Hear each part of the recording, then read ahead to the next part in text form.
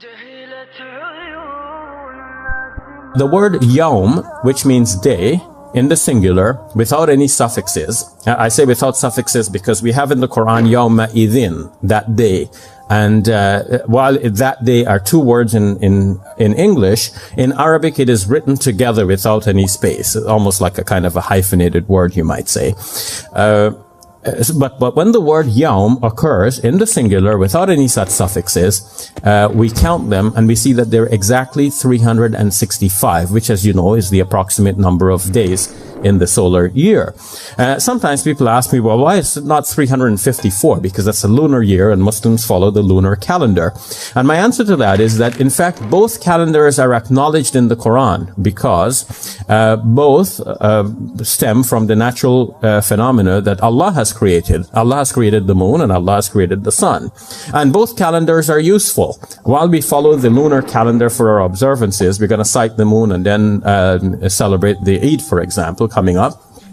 That's our religious observances. But if Muslims would farm, then Muslims have to know the seasons in the year, right? And the seasons in the year are regulated according to the solar calendar.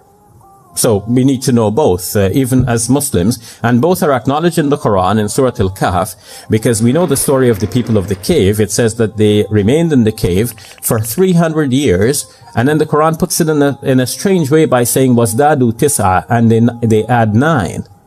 And that amounts to 309. But why did the Quran put it in such a strange way by saying 300 and add 9 instead of just simply saying 309? Well, the commentators on the Quran say that it's put in this way because 300 is the count of solar years and 309 is the equivalent in lunar years, which means that the Quran has obviously acknowledged the existence of both calendars and the validity for different purposes.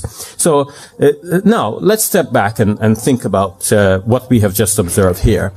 In the Quran, the word yawm in the singular for day occurs exactly 365 times. What are the chances that you will pick up a book, any book, and if you ask yourself, how many times does this book mention the word day? What are the chances that this book will mention the word day exactly 365 times? The chances are very remote. And the fact that this is found in the Quran, again, shows that there is a divine hand behind the Quran. This is not a human work. It is the work of God. It is the word of God.